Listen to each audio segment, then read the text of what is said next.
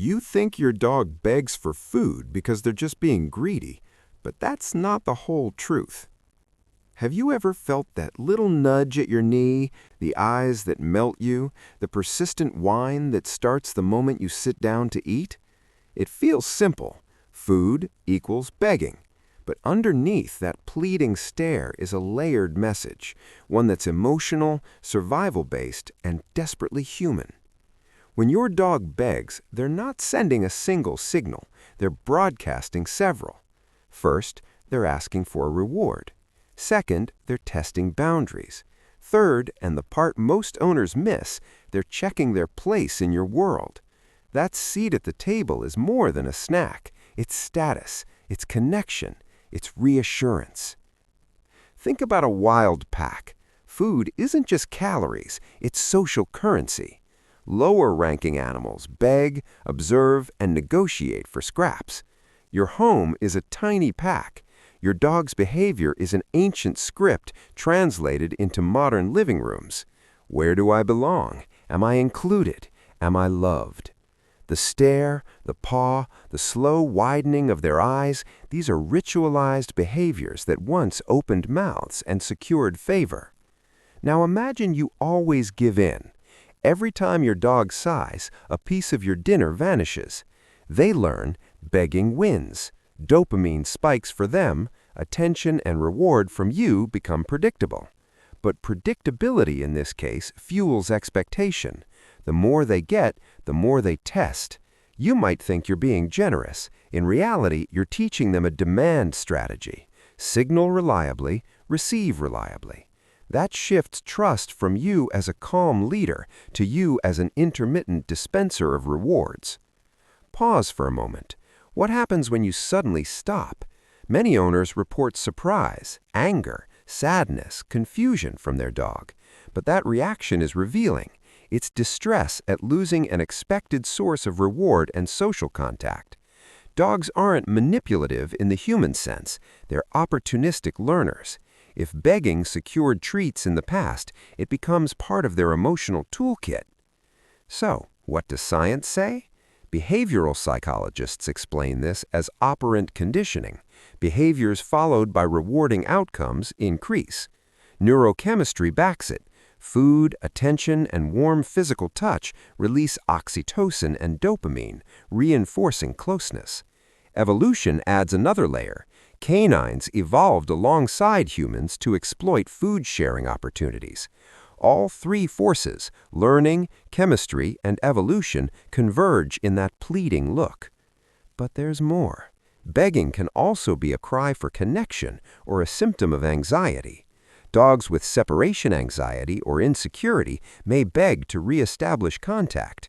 Those who feel excluded from family rituals often escalate their attempts until the owner responds. Pain or medical issues can also change eating behavior. Persistence at the table could mask gastrointestinal discomfort or nutrient cravings. That's why the context matters. Is the behavior new? Is it paired with other changes like lethargy or weight loss? If so, don't ignore it. What can you do? First, read the intent. Is your dog seeking reward, testing boundaries, seeking comfort, or signaling discomfort? The strategy shifts with the answer.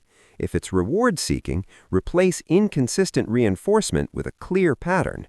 Set times for treats and make table treats a no-go. If it's boundary testing, consistent rules and calm leadership matter. Don't negotiate with a stare. If it's anxiety or loneliness, increase predictable attention outside mealtimes, short rituals, walks, quiet touch.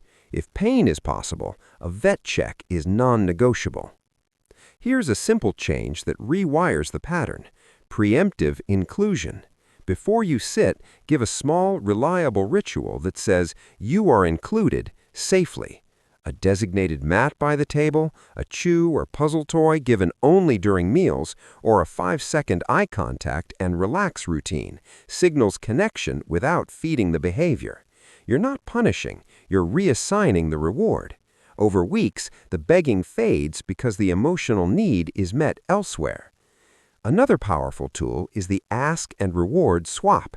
Teach your dog a calm alternative, sit, down, or place, then reward that behavior with a treat delivered away from the table. You convert impulsive begging into a practiced social behavior that earns praise and snacks on your terms. This does two things. It reduces the emotional tension behind the stare, and it replaces a demand tactic with a cooperative ritual. Now consider timing. Dogs learn fastest when consequences are immediate and consistent. If you sometimes give snacks and sometimes don't, confusion grows. Consistency is kindness. It reduces anxiety because your dog understands the rules. And when the rules are clear, the bond deepens, not because you hand over food on demand, but because you become a predictable, safe leader. But don't make the mistake of thinking structure equals coldness. The emotional reframe is crucial. Instead of viewing no as rejection, view it as teaching.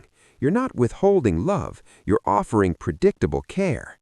Tell yourself this: when you redirect begging into a ritual or a calm behavior, you're giving your dog something more valuable than scraps: security.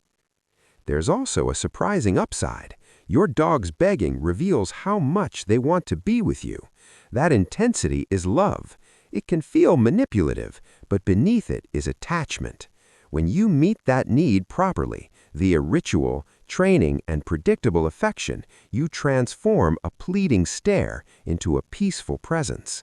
The outcome isn't just obedience, it's trust. Imagine this: a month from now, meal times are quiet. Your dog curls on their mat, content.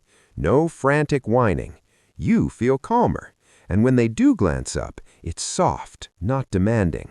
That softness is the real goal. It's not about eliminating desire. It's about changing what satisfies that desire.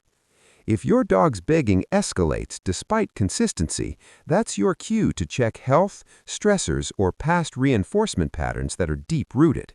For example, dogs rescued from scarcity environments often beg more because their earlier life reinforced frantic food getting. For them, patience and gradual retraining are essential.